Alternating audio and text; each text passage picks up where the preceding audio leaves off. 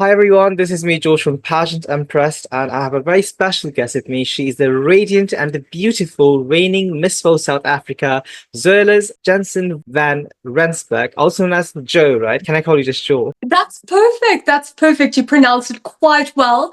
And thank you so much. Thank you for that. It's much appreciated. It's great to be here. No, it's my privilege, and I was really impressed with your accomplishment and success you have achieved. I just found out you're only 19 years old, so how do you manage to do so much at such a young age? I think you're one of the youngest contestants at the 72nd Miss World. Correct. And thank you very much for that. I'm 19 years old, turning 20 this year, October. And can I tell you, I've always seen age as just a number. I've never used it as something to equate or measure my intelligence or ability with. So I think growing up with that mindset really encouraged me to dream big. I was just an ordinary girl with extraordinary dreams, as I always say. And that was enough motivation and courage for me to go after what I wanted, irrespective of how young I actually was and how young people deemed me to be. So I think it was really that mindset that was instilled within me that gave me that courage to really go after what I wanted in life.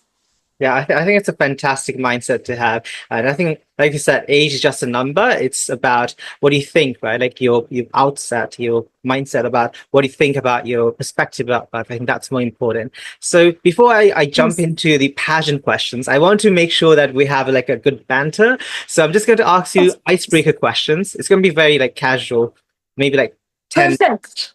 if that's okay. So uh, I'm happy with that.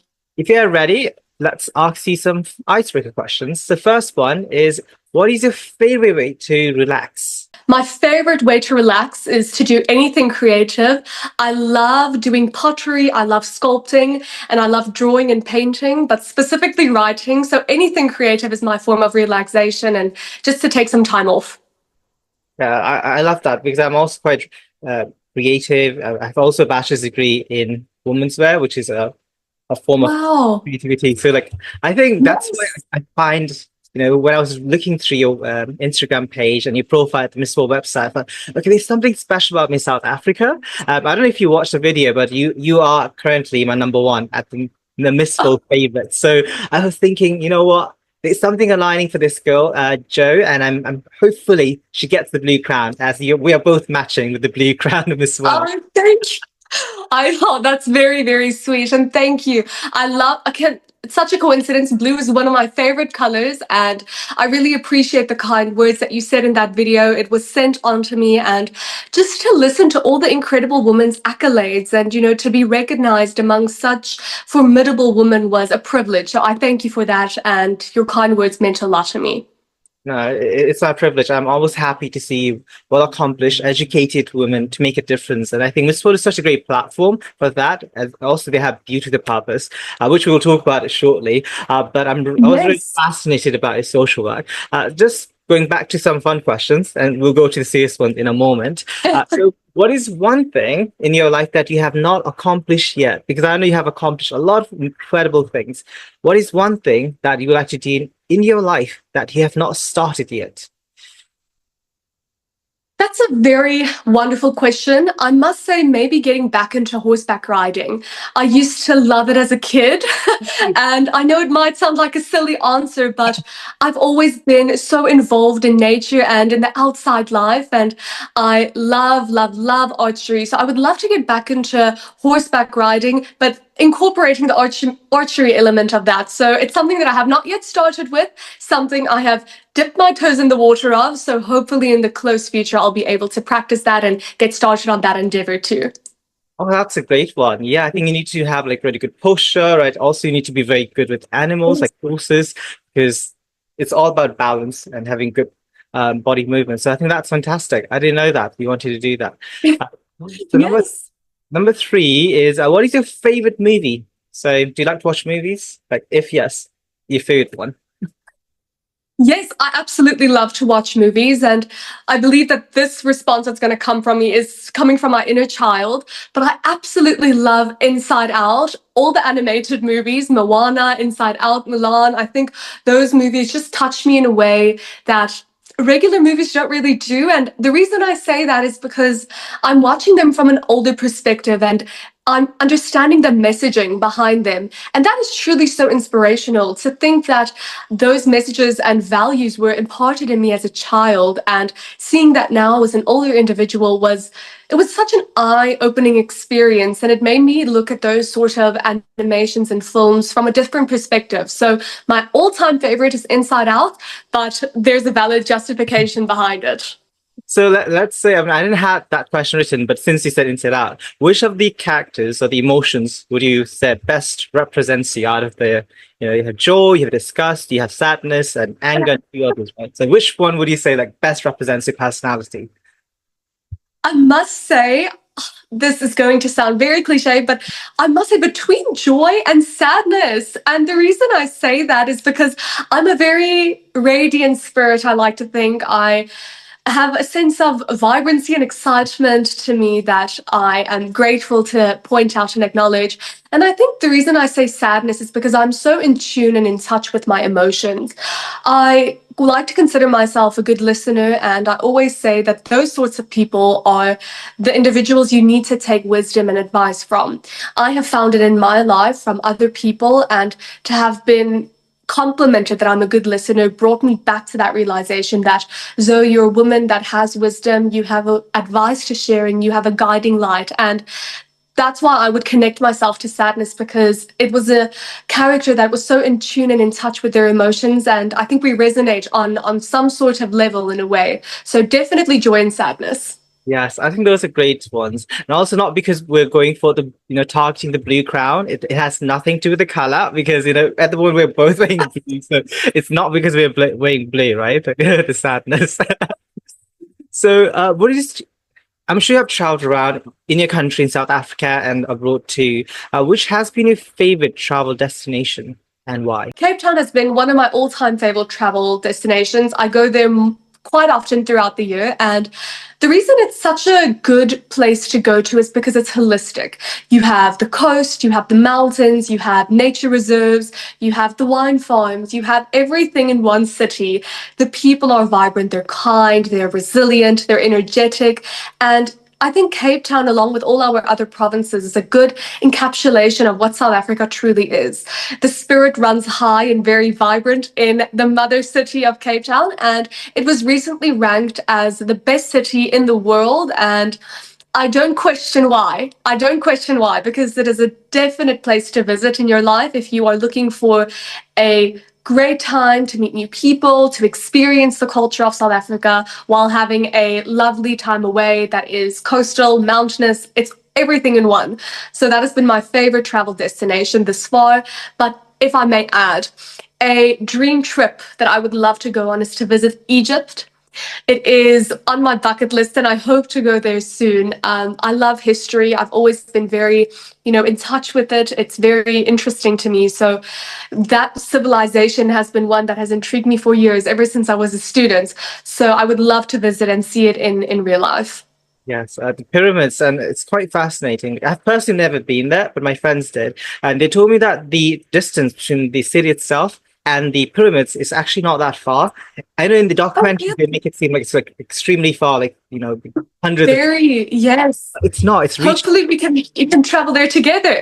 Yes, you with the Miss Folk crown and maybe do like a photo shoot or video shoot in front of the pyramids. Oh, that would be so wonderful. It would be excellent. Yeah, so that's a great one. So I'm sure you like to eat food, right? I know you have maintained a great body, but I'm sure you like to eat like delicious food too. Which is your favorite food and why? Oh, that's a really tough question. I would like to say my favorite food has to be sushi at this point, or anything with fish. Because I think you can do so much with it. You get so many different variants. Sushi has really, gone out and shown us a different vibe of what they can offer. They have, vegetable. They have with strawberry and feta here in South Africa. They've really evolved it. So I think it's a diverse food that is light but yet still so tasteful. So at this stage of my life, it must be sushi, or I might just be craving it. But that is my all-time favorite. Yeah, and it's also quite healthy for your body as well. So I think that's Yes. a really good one. Yeah. So if you could have any Thank you. superpowers, Joe, which superpower would it be? It would have to be to have the ability to fly or read minds. And I recently said this, but I'm someone that loves to understand the way that people think and how they look at situations from different perspectives. And I think if I'm able to have that ability or superpower to tap into the mind of someone else and really understand their analogy and the way that they think and ideology, I'll be able to gain a greater understanding of why people make the decisions that they do and, just the way they perceive different situations. And of course, when it comes to being able to fly, traveling is my heart's point. So if I have that comfortability to quickly fly from point A to point B, that would be a great, great power and a great burden from traveling. Yeah, I know you gave two answers, but like especially the traveling, as Miss World is the most traveled beauty queen among all the Grand Slam beauty pageants. I think it's like more than 20 countries. So yeah, it would be so much easier and accessible, right? You could just move to maybe like from South Africa, you can go to England, in London, and maybe go to like the US. So like quite easy. Precisely. It would be very efficient, very efficient. Yes. So I know you talked about a historical figure a little bit since you talked about Egypt. So if you could meet any historical figure from the past, who would it be and why? It's funny that I brought up Egypt before this, but I would love to meet with Cleopatra. She was really the trailblazing woman in that civilization to take the steps to prove that, women have the ability to lead, to make conscious decisions, and to lead in benefit of people.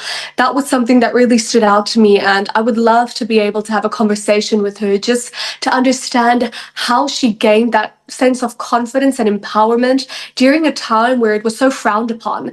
It's something that is fascinating, and it just goes to show that when you really put your mind to something and you have that ambition and feel within you to go after what you believe in, anything is possible, irrespective of circumstances or the oppression that you might face during those times. So that's a historical figure I would have the absolute honor and privilege of wanting to sit with around a table.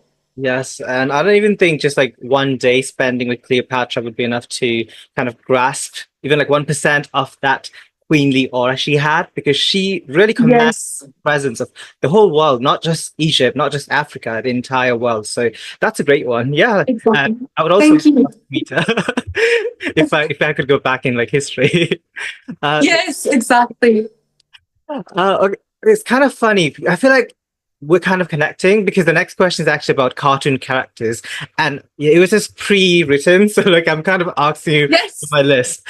If you could hang out with any cartoon character, which cartoon character would that be? I would definitely want to hang out with Moana, although she's more of an animation. I would love to spend a day with her. I have the exact same sense of adventurous and ambitious spirit within me. So to go on a journey with her would be so much fun. And I don't know if we would be more reckless together or more progressive together, because I'm a woman that loves a challenge and loves taking risks. So I think we would make a very good power duo. Yeah, I think she seems really fun. I know like she was kind of breaking that like gender stereotype of woman has to be like a housewife, like Exactly. that patriotic like mindset, but like she just went out of the island. Absolutely. Yeah, thanks. I think that's she's a great role model for like children, especially like young She girls. is. She is. She was. I remember, when it came out, I was still quite young. I don't even recall how old I was, but um, I watched that movie more often than I probably should have. And again, like I mentioned earlier, I look back at it now and I really see what they were trying to convey, and the message that they were trying to impart in the young generation was really breaking barriers and taking that first step, not being afraid to take risks because of what others have set out for you to do in life, those boxes that society has placed out for us. It's important that we branch beyond those and follow your heart. So she was the embodiment of that. So that's likely why I resonate with her. Yes, like Zozibini Tunzi, also from South Africa, said, I think it's important for girls to take up space. So what in any Oh, so field important. you are in, I think it's important, especially for girls, because it's still a male, Yes, field out there. Yeah. Okay, we're almost to the end. I have two more questions for the icebreakers. perfect. So Zoe, you have done so many things, right? Like I said previously, looking at your bio, you have achieved so much at just a tender age of 19. What would you like Thank to you. be remembered as? Let's say you have a legacy, right? Yeah. Let's see you write a book. Yes. What is one legacy you'd like to leave behind in this planet Earth? The legacy I would like to leave behind is that I was just an ordinary girl who had that courage to dream. I look at the country I was brought up in and, the conservativeness of South Africa, and to see someone at my tender age, as you say, go after something as prestigious as the wonderful accolade of Miss World is really something people can't necessarily comprehend or think that that is a reality or truth. And a lot of the times I didn't even think I was capable of achieving all of these wonderful things. But my mom always told me as a little girl, I was never shy. I was never afraid. I had that dare in me to dream, to go after what I wanted in life. And that's the legacy that I want to leave behind. I want to be remembered as the woman that had the courage to dream, that dared to go after what she wanted, irrespective of her country circumstances, where she came from, or the way she was raised. That when you have a dream, when you have ambition, that is enough to take you wherever you go in the world. And that courage came from my mother because she taught me the reality of going after the stars, reaching for the moon, going after what you want. And that's the legacy I wish to be reminded as. Yes, I think Dare to Dream would be a great title for the book. What do you think? Maybe like something. Yes. Yeah. The book title. And the last one, since you kind of touched on it being South African, what makes you proud to be a young South African? Definitely being able to represent my resilient spirit. That is what has made me a proud South African for so long and, forever has, because I believe we are the definition of resilience. If I look at our trials and triumphs and everything we have gone through and what we have achieved, it's a definition of rising from the ashes and using, the negative experiences we've gone through as true stepping stones to ensuring we serve our people, ensure that we make inclusive decisions as well as informed decisions. So that is what has kept me and made me an incredibly proud South African, is to know that my people thrive when we hold hands, we draw strength when we move unified, and when we make those decisions together. We classify ourselves as the Rainbow Nation, and I think our diversity shines through when we are unified and when we voice our opinions and thoughts together, because we have trailblazed in many factors, in many aspects, and that has made me very proud to know that South Africa has taken leading steps into representing diversity, into representing inclusion and unity. Yes, and also I grew up watching Miss South Africa, so I think just the ladies they select to send to Miss World and other international beauty pageant, it truly represents the diversity of South Africa. Because being South Africa is not only about one race, one look; it's about different types of ladies Yes. that represent, like the beautiful words you just say, Rainbow Nation, right? So I think that's the beauty of South Yes. Africa, the diversity. Indeed. Thank you. So okay, Thank now you. we're going to the pageant questions. So I have about 20 of them. So Okay, that's lovely, lovely. the first one is, where did you grow up? Tell us a little bit about your childhood. Yes. So I grew up in the home of the jacaranda trees, which is Pretoria. And, this has always been my home. I was born and raised here. I still live here. I sit in my home here in Pretoria. And there's nothing quite like this, the spirit and energy. I grew up with a single mom. I was raised by a single mother. And she taught me those qualities that I constantly speak on. She instilled the qualities of, resilience and strength and courage within me, because I've seen how she conquered her dreams and the sacrifices that she had to make to care for me and my brother. I have an older brother, and she always ensured that we had the best. We had the best education. We had a roof over our heads. And, to have seen her drive really inspired me as a young woman, to see that although we still live in such a male-dominated world, she was breaking the norms as a working mother, a single mother at that, and raising children by herself. That was something incredibly inspiring. And I just reminisce on days that it was me and my brother at home. We had the absolute best time playing in the garden. We would paint together. We always loved arts and crafts as children. And my mom never neglected having that motherly essence being in the home. She was always present, although she was always busy and she made so many sacrifices. she always ensured that she was there for us in the moments that we really needed her.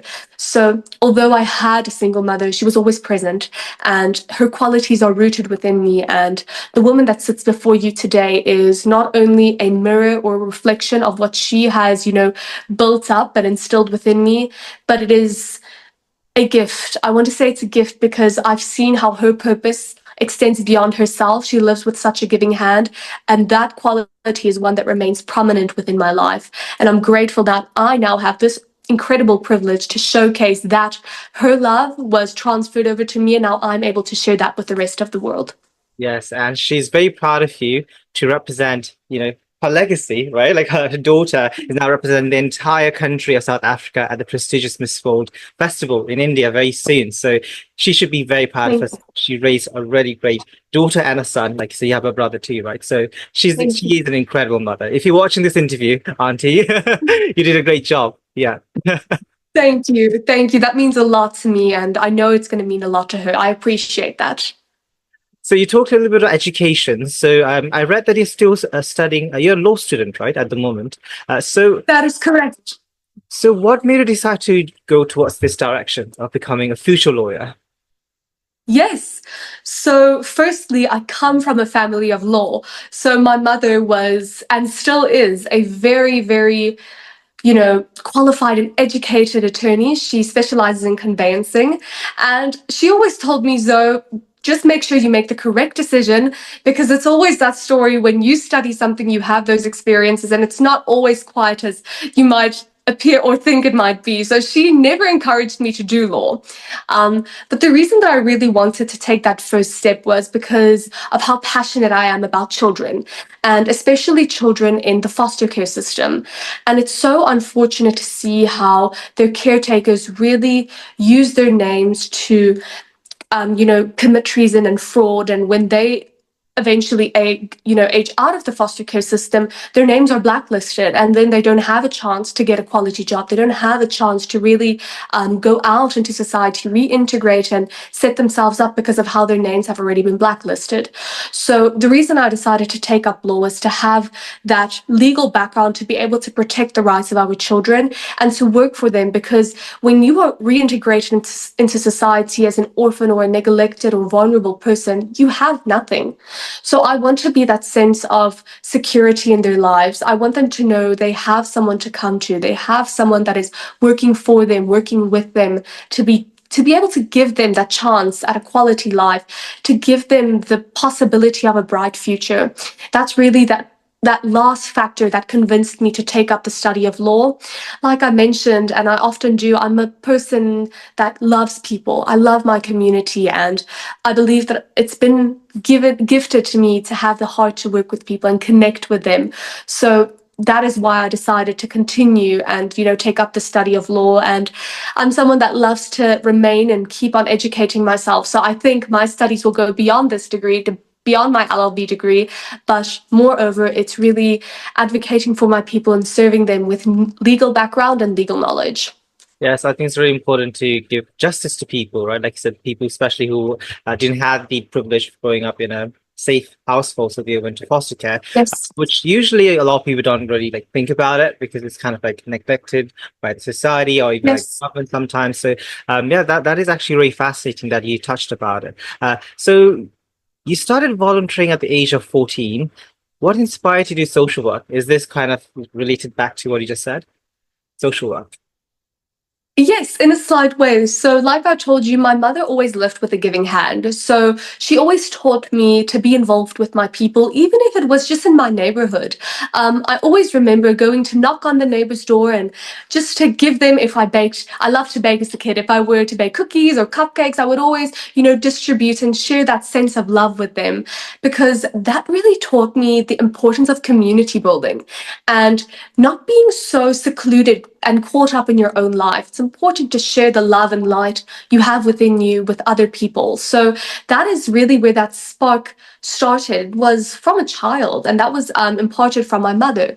So when I was, at a very young, ripe age, a little 7 to 10 year olds, Valis, was always all around in the neighborhood doing community work. And through that, I was always involved with public speaking engagements and doing social projects and community projects. We did a lot of cleanups as a kid. And when I was 14 years old, I entered this wonderful space in this industry, and I saw the work of humanitarians and community leaders. And that was the main inspiration of me taking this up, not only as, my life's mission and my life's purpose, but in a profession as a way, because I'm aligning what I've always done as a child with my current profession, and that has aligned so seamlessly. So I had a personal experience that encouraged me to start up my charity foundation, and I won't go too much into depth about it, but it was me being in a situation with an adult where I was really belittled and looked down upon because I was so young. Because I was brought up in a household where I was able to speak loudly and clearly and share my thoughts and opinions and where I wanted to go in the world. But a lot of people and a lot of, older generations just couldn't think how this young 14-year-old can say all of these things. And, I was honestly put down and my voice was silenced in a lot of cases. And it took me a long time to realize that that was a reality for so many young South Africans. And not only South Africans, but all around the world. Young people have been stripped away of that opportunity and privilege to speak without being judged. Because yes, I agree with the scientific knowledge that the child's brain is only fully developed at the age of 25, but I've always said that we need to be those pillars of strength for them. We need to guide them. We need to lead them. We need to uplift, because yes, they are the generation of tomorrow, but if we don't invest in them today, how would they possibly have the confidence and the knowledge to lead? So that was the responsibility I decided to take up and start Never Too Young to Advocate. So from a negative experience, I was able to transform that into a much more positive platform where we were able to develop our young people, invest in them and uplift them. And as the time went on, we initiated the Storks of Hope project. And that is a sector that primarily focuses on neglected, vulnerable children in South Africa. So I work with orphanages all across my province and the country, where we go into these, orphanages, and we are able to reintegrate, facilitate, and educate. So we go into the facility.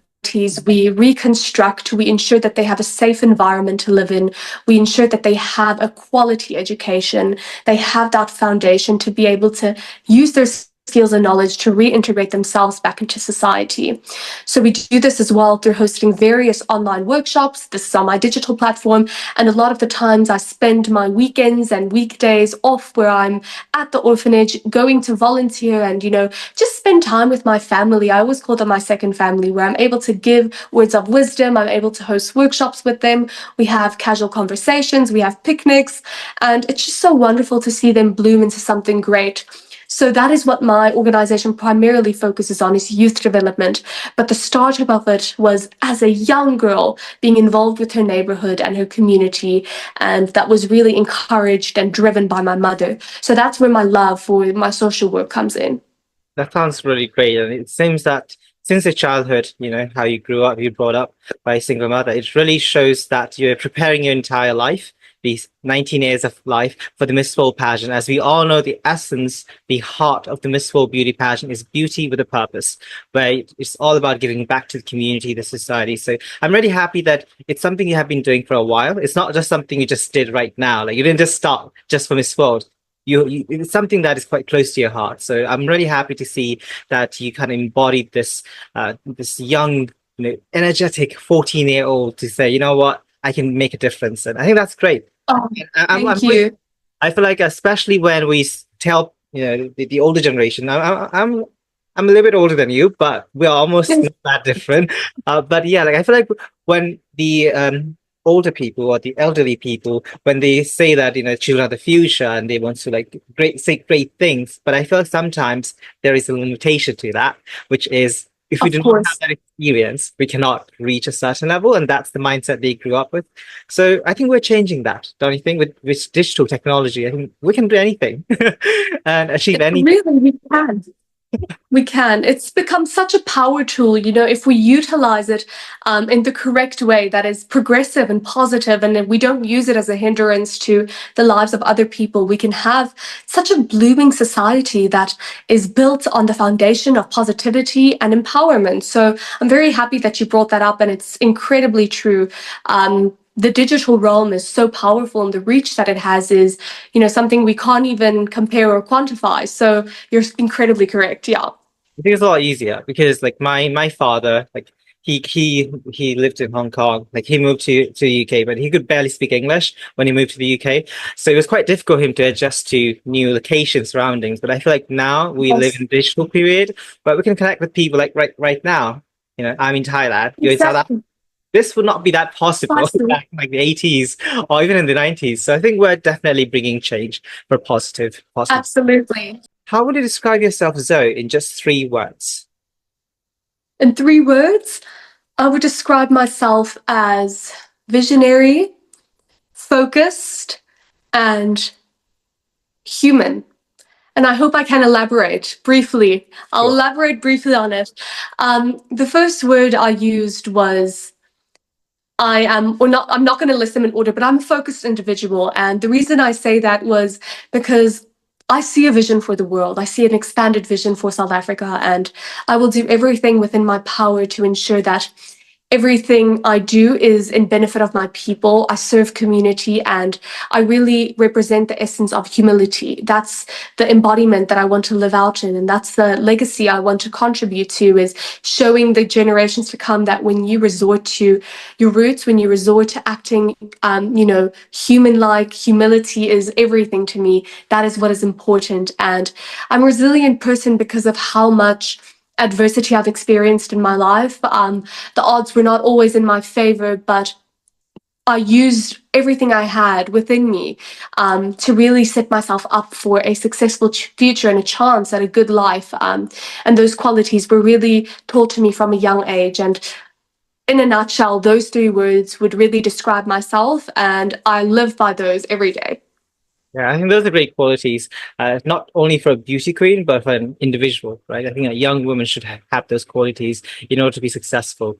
Thank So, you. did you always want to be a lawyer? Like, so what was your dream job? Like, let's say as a kid, did you always want to be a lawyer, or did you maybe have like a Oh, different God. in your mind? Have a different outlook. Well, I think at a stage, every young child believes that they can become a famous singer or anything of the sort, and even an actress, which I will also just touch on briefly. Okay. I always wanted to become a well-known actress that was able to shift into various characters, and it was always such a huge passion of mine, and it still is. So as a kid, I was always into theater. I actually did classes for a very long time. I performed quite a bit, and only now I am, kind of reopening that door as an aspiring actress, and, looking at the modern films and what they really, the messages that they imply and impart is very important to me. And I would love to be a part of that legacy as well. But no, I was not always dreaming of becoming a lawyer. I always knew I wanted to be in the space of change making. I wanted to go into political science for a very long time. And it was only recently that I decided to take a change, and it still aligns with what I want to do, because I want to be able to lead my people with knowledge, specifically legal knowledge. I think it's important to align yourself with the Constitution before you make decisions that don't align with the principles of your country. So that was a big contribution to the want to study law as well, because I want to move into spaces of international relations, diplomacy, being able to represent my people on a greater scale is the ultimate dream of mine. But we're starting with one step with law, and hopefully after this degree, I will further my studies in the rest of my endeavors. Yeah, that would be fantastic. And also, I think, there's a talent competition at the Miss World Festival. Yes. So are we getting some hints regarding what you'll be doing for the talent round? Since you see Oh, goodness. performing arts, right? As a kid, theater, essentially. Well, yes, to give you some insight, I was this close to saying, yes, we're doing an acting piece for my talent segment at Miss World, but no, I will not be doing a acting piece or a dialogue this time around. I actually did it while I was contesting for Miss World South Africa, and maybe somewhere there's a recording of it, which you guys could see my acting abilities. But this year I'm actually doing a contemporary lyrical solo because I used to do acrobatics and gymnastics as a kid until I had some difficulty with my back and I had to give up on that dream. But only recently I got into it very slowly and very consciously so that I don't injure myself, but I still have that love and passion for storytelling through the art of movement. So that's what I will be showcasing this year, and I hope that everyone enjoys it as much as I do. Oh, that's fantastic. And thank you for letting our fans know about your talent competition. Of course, of course.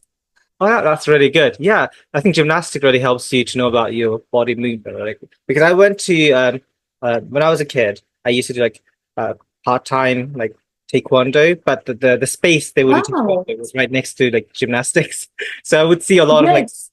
tiny girls, like really like small, like 5 feet girls, like literally moving and jumping around. Like that was insane. Like you need to have good body posture and like, movement to actually held those the poses up in the. Yes. That was insane. Yeah.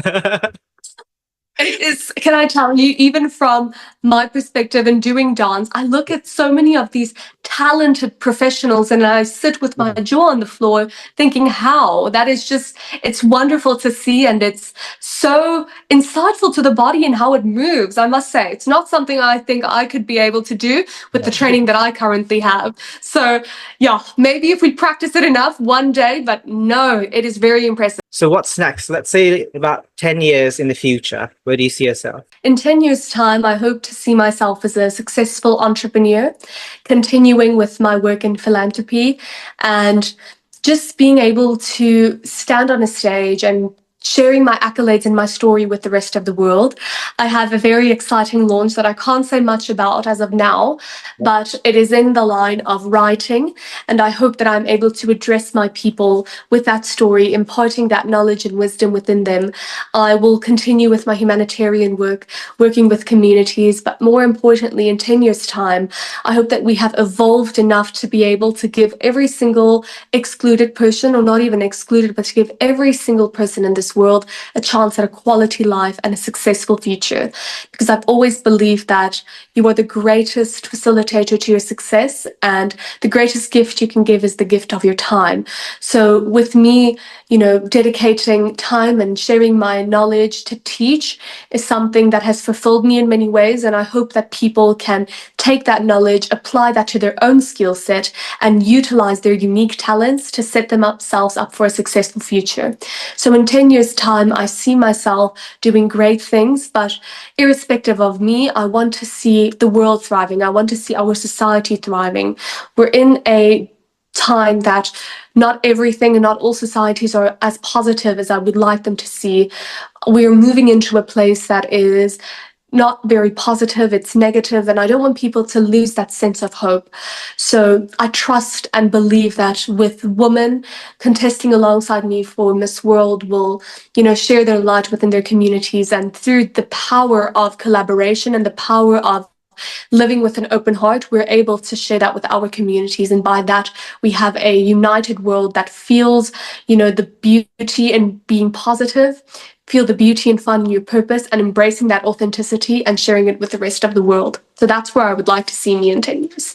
Yes, I think you touched on very relevant topics because at the moment the world is not really heading towards the right direction. At least that's how I feel. Because certain political parties are kind of also going backwards actually. So hopefully in the future, in the 10 years time, we get some female leaders with a bit more vision towards empowerment to not just certain demographic, but also helping everyone with diversity and inclusion. Hopefully we see that maybe in 10 years time in the future. Since you talked about unity and womanhood, right, empowering women, how is your preparation going for the Miss World Festival? It's happening in India very soon. Tell us about it, your preparations and trainings. Yes, which is very exciting. I'm thrilled to immerse myself in the rich culture and experience it for the first time. I've never been. My preparations this far have been very much transformative and progressive as a person. I have had the profound privilege of working with mentors from all across the globe when it comes to my mindset, when it comes to catwalk training, every single facet of Miss World, I want to enhance and ensure that I am the most ready that I can be. So working with those people from all across the globe has given me a greater insight of the international world. I've seen that we have the ability to transcend borders, and through something like Miss World, it embodies that spirit completely. We have women coming to share their thoughts and ideas and champion like-minded causes at one place at a singular time. And to me, that is so incredibly empowering and impactful to be a part of. I always say that some might perceive the ultimate win to be the crown, but in my perspective, it's really the journey to be in a room with women that are, so incredibly empowered and uplift one another and that are passionate about their people is so inspiring. So the training has been very much transformative. Every moment I take as a opportunity to learn and grow because I am so young. I love taking wisdom and knowledge and imparting that in my own journey in life. So the preparations have been substantial. They have been overwhelming and they have been wonderful all at the same time. I feel a mix of emotions as I sit here in front of you and speak with you because I can't believe the time has come so quickly. But I think that if not now, then when? So I'm excited to move forward with it and counting down the days until we all meet in the beautiful, beautiful country of India. Yes. When exactly, if you don't mind sharing with us, when are you flying to India? Like, is there like a date, confirmed date that you'll be going from South Africa to, I think Telangana, right? Like southern India. Correct. Yes, in Telangana. So my team and we have a tentative date. I would like to be there. I would love some time to explore. So maybe a few days prior, I would love to go there and, just meet with the people, experience the communities and culture and do some, sightseeing. But I don't have a confirmed date as of yet. But as you likely know, it will commence from the 7th until the 31st of May.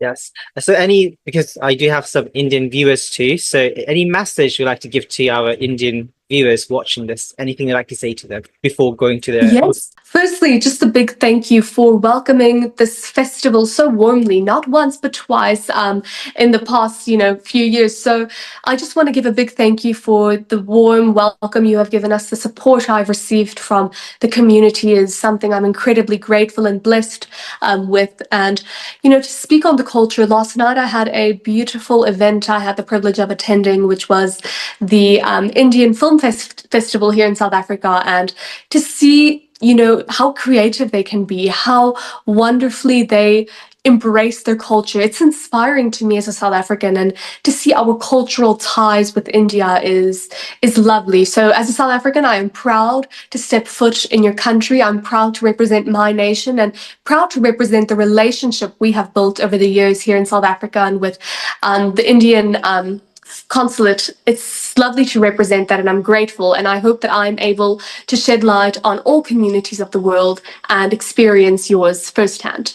Yes, I think you're going to have a fantastic journey, and not only just the visiting India itself, but embracing the culture, the people, of course, the language and the colors.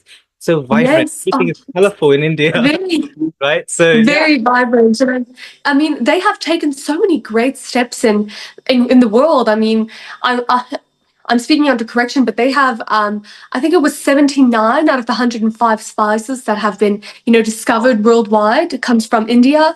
They have the largest democracy in the world. And to look at that, it's inspiring as as a leader and as a nation builder. It's lovely to see those accolades come from there. And I think we can all draw inspiration from the steps they are taking. So we talk about Miss World, and I'm sure you have followed the Miss World pageant before entering it, right? So who has inspired you the most? So who has been your favorite Miss World, and why is she a favorite? I love this question. All of the wonderful representatives have contributed to the legacy that we now know as Miss World. I must say, Miss World 2000, she is just an inspiration in so many aspects. She was so young when she won. And when I look at my personal journey, I see so much resemblance in our, journeys going after the things that we dreamt of. And I draw a lot of strength from her in times that I doubt, in times that I wonder, and in times that I might not be so supported. I look at her and see that irrespective of what society assumed or, the assumptions that were made about her, she kept conquering and she kept sharing her message. She kept speaking loudly, and to me that was so inspiring. And as a modern day woman now, I look at her journey after her reign as Miss World and how successful she has grown and has so many wonderful accolades that she has achieved, and she will continue to journey on to going greater heights than she already has. And she has been a great influential woman in my life, not only in the space of Miss World, not only in the acting space, but as a woman. I resonate a lot with her, and she is among one of my many favorites. It's so difficult just to pick one.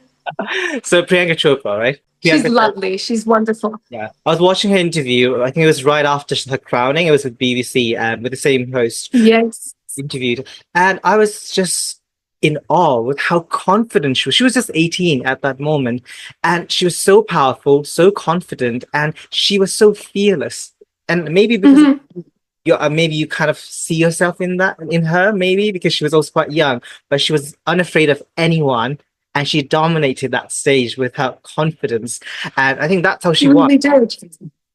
Absolutely. I mean, I think her fearlessness speaks volumes. Her courage. I mean, every day I just look at her and I'm inspired. So you're completely correct. I see a lot of myself within her. And like I mentioned, when I am in times of doubt, I just look at how much she took up that space, how much she dominated, and how much she, captivated the world essentially. So that is wonderful to see, and I draw a lot of small bits and take some tips and tricks to apply to my own journey. So yes, she is just a woman I can't even put into words of how wonderful she is. One of the fan favorites for the Blue Crown of Miss World. So how do you handle pressure? Because there's so much expectations from not just South Africa, but people from around the world are rooting for you. So how do you handle pressure? Pressure is such a interesting topic because I think my perception of it is quite different than what majority of society might deem it to be. I see it as a privilege. And the reason I say that is because I have the support of my nation. There are people that see so much of themselves within me. There are people that aspire. There are people that look at my journey and support what I'm doing. They support my vision and dream. And although there is that sense of pressure in the, stereotypical way, I see that as such a privilege because I have the support of my people. There are so many wonderful enthusiasts and international fans that believe in what I'm doing and, encourage and support that. And when I experience that sense of, pressure or comparison, I draw myself back to who I truly am. And that is the essence of gratitude, because I've been put in this wonderful position. I've been given the wonderful opportunities I have, been gifted with. And when I'm met with that feeling of anxiety or pressure, I just ground myself and affirm that I'm in the right place at the right time. I have this one opportunity of a lifetime, and I shouldn't allow something like pressure or nerves to get to me. And moreover, the comparison. The only person I compare myself to is the person that I was yesterday. I always strive to be better than I was the day before. And that is the only acceptable form of pressure I will put on myself, is to exceed my own expectation, to go further than that I was yesterday. So that's my take on it, and my perception on it is quite unique in my view. Yes. Also because, like, I'll tell you my age. I'm 30, right? So when I was 18, I was so nervous to meet people. Like, I would not, like, at the moment I can speak in front of like thousands of people, not like, it doesn't like bother me. But when I was 18, I was Yes. so afraid of public speaking. I would shake. Like, I had to do a presentation, I think in front of like 30 people in my classroom. I could barely do that at 18. So yeah, like, and I used to think, oh my God, people are going to judge me. There's going to be like so much, I had so much pressure as 18-year-old. And looking back, I was like, you know what? It was not worth it. It just like I put so much pressure on myself, but it was like thinking Yes. about it after like the next day. So I think that the message to our viewers, if you're young, or like let's say someone in university or college, 10 years down the line, you're not even going to remember that because it was Exactly. It was all those pressure you put on yourself, that extra, like, oh, like what people are going to think about you, or like, the societal judgment. I look at myself even a few years ago, the transformation I've undergone, because I was always in a space as well where I did feel a slight sense of judgment when I walked into a room. And although I was this very driven and confident young little girl, there was always that small voice inside of you that had that doubt and that had that worry. So to conquer that, block within your mind and that self-limiting belief, it really unleashes so much potential for you, not only in this sphere, but in various other industries as well. So I'm happy that you shared your story with me, and thank you for that. A lot of people learn from hearing each other's stories and experiences. So thank you for sharing that as well. No, it's my privilege, and I just tell my viewers, because a lot of like my viewers, the YouTubers, YouTube watchers, the viewers are usually quite young, and they aspire to do like pageantry, and like, I just want to tell them that you may be like 18, 19, or like early 20s. You're just going to excel at life. It's just don't think like this is the moment that you're going to feel, oh no, what are other people going to talk about me, or like are they going to like judge me just because I made a mistake? Like it doesn't really matter. Yeah, You need to learn from. it's so true. Yeah. So we almost come to the end. I have three more questions. This one is a fan question. They asked, if you were to use the Mistful platform to amplify one social issue that is often overlooked, what would it be? I would say a social issue, it's not necessarily overlooked, but I think we need to talk about it more often, and that is quality education. I look at a country like South Africa, where I've come to the sad realization that not everyone will have the chance or have the privilege of having an education. However, the people that do, and the people that have been put in a position of privilege, have the ability to teach. And one quality about humans that I absolutely adore is that we have the ability to teach and learn. And we should use that quality to instill a sense of security in the lives of others. I'm speaking from a place of privilege, and I've understood that I've been given such a wonderful life, and I'm using my experiences and my journey to share that with others, to share that with communities that haven't necessarily had those experiences. And through investing in mindsets, through investing in their upbringing, I believe that that is the transformational steps we can take, and we're all in capacity to take, to uplift and empower them. Because imagine you were a child that has no future, that has no hope for a future at that sees all these wonderful people prospering and, championing what they want to, but they don't necessarily place themselves in a future where they belong. And it's time that we change that narrative, and we can be the light of hope and the beacon of glory in their lives, to show them that listen to, if you see the figure in your life, you have the ability to listen to them, grab onto that knowledge, grab onto those experiences, and apply that to your own skill set. And I believe that that is one way we can combat this big social issue. It's not necessarily by giving each and every single person in education, because quite frankly, I don't think we are progressing quick enough to be able to do that. But one thing we have been gifted with is to teach, and that is the ability we can use each and every single day without question. So let us take up that space, let us take up that responsibility and teach others. So that would be my prime focus and my core responsibility as a national ambassador at this stage. Yeah. I think what you said is absolutely correct. And when you talk about education, we're not only talking about the classroom education, which is like the traditional format of education. We also talk about digital literacy. Yes. A lot of the young people now have mobile phones in their hands. They usually like look at podcast videos, or they listen to like longer form of content. They're getting the knowledge through that. So I think the government should do also something regarding that, and also giving them the right essential keys in order to receive this education. Because just because they have podcasts, there are some podcasts I would not recommend for children. But I think as long as they have given the right guidance and monitor them with the right information, I think that would allow them to learn more. Because a lot of time I feel some children, when they are put in a classroom format, they do not really learn about the life skills or the experiences. So just like this, watching this interview, I feel hopefully one person has learned something through your story. What do you think? Yes.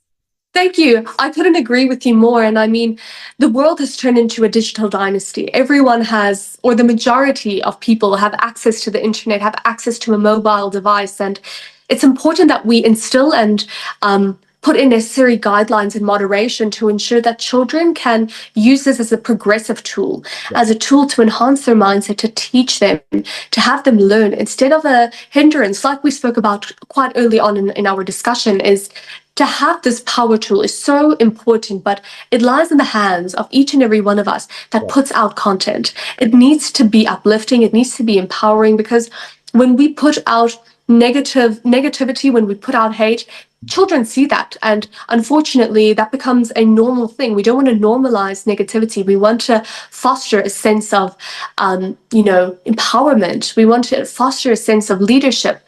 So when we have the ability to do that, we definitely should be using these wonderful devices and tools that we have to make those progressive steps and changes. And I agree, when we can work hand in hand with our officials to impart those guidelines and regulations, we can have a society that fosters with positivity, collaboration, and just feeling empowered, unified. So I agree with you 100%. So we have come to the end. So this is the last question I have for you, which I ask all my guests. So you had an incredible, by the way, interview with me. I feel like a lot of people got to know a lot about your preparation, a little bit about your background as Miss World South Africa as well, and of course your law background. So in the end, Zoe, Miss South Africa, why should you win the Blue Crown of Miss World? I necessarily am any different from anyone. I don't think there's anyone better than the other. Everyone has something equal to contribute. No one has a better project than the other. No one has, a better story or more important story than the other candidate. But I believe I resemble a sense of humility and a sense of hope in the lives of people. I embody a sense of humility that allows me to get in touch with people, to be a people's person. And that, as a national ambassador and a global ambassador, is an incredibly important quality. That art of adaptability and connecting with people is what I want to share with the world. I want to share that light. I want to help people find their purpose, because I have found that purpose from myself extends beyond Zwali's. It extends beyond myself. I want to use what I have within me to share that with others and to distribute the love in my heart. And I believe when we have a representative like that, when we have an ambassador like that to look up to, people will start opening up their hearts to positivity and discovering their purpose and embracing their authenticity. So I believe those are the qualities we need. And if I am given the privilege to represent as the new Miss World, that is the responsibility I will take on and pledge to continue to practice those morals. Yes, I think it's really important to have empathy, kindness, but most importantly, relatability. Right? Someone, the human, like people from around the world, can connect with that beauty queen.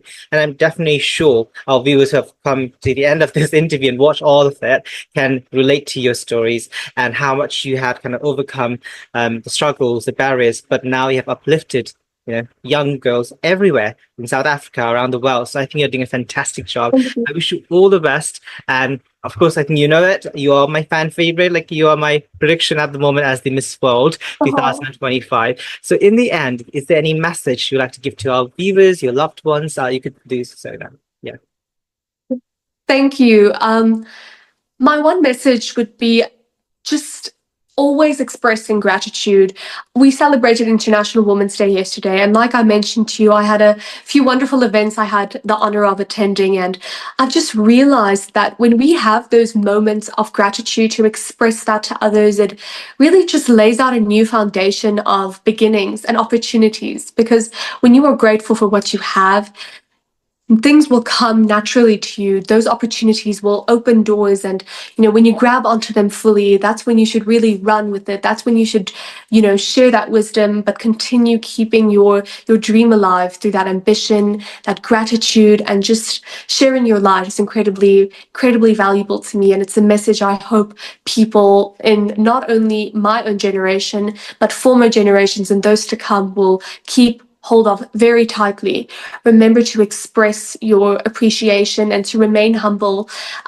It's important to stay true to who you are and rooted in your essence. So that would be my final message. And George, just to thank you so much for what you do for this community. It is something I just can't physically put into words, but I'm sitting on the other side of the table and I'm receiving that positivity that you give to us. It means the absolute world to me, and your time is so valuable. So I appreciate you sitting down with me and speaking with me, having discussions, and you have made so many valuable contributions to this as well. And that is a testament to the legacy of this industry as well, is that it's not a one-sided relationship. It is truly something that is mutual. The contributions the enthusiasts have, the contributions of the representatives, it makes just such one powerful foundation of, progression and transformation. So I thank you for that as well. And I'm just utterly grateful and appreciative of everything you do.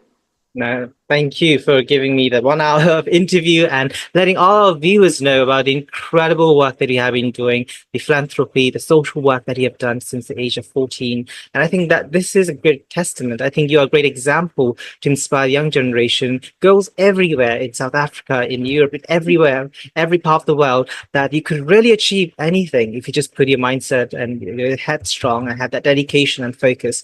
So I'm really looking forward to seeing, hopefully you wear the blue crown of Miss World in India and bring pride and glory to South Africans everywhere. Okay. And so saying that, guys, we've come to the end of this interview. Please follow her on social media. You can see her social media handle, her Instagram. Give her love, shower her with support, kindness, messages, and support her in her journey to Miss World Festival in India soon. So if you enjoyed our chat, thanks so much for watching this video. Please like, comment, and subscribe. And I'll see you soon in my next video. So bye-bye.